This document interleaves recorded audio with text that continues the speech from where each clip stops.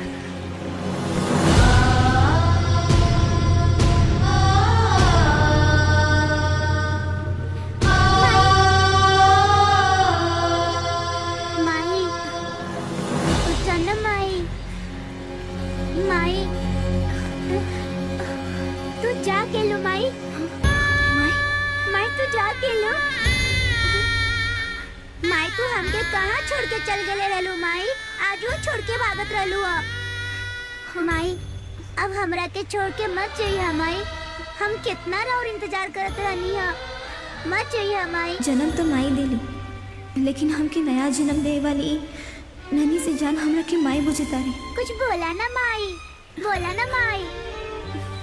अब हमके छोड़ के मत जाइए, वरना हम तोरा से टाटा फिर सो जाए।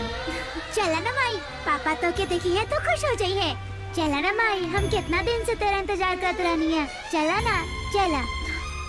ये हम कहाँ आ गए?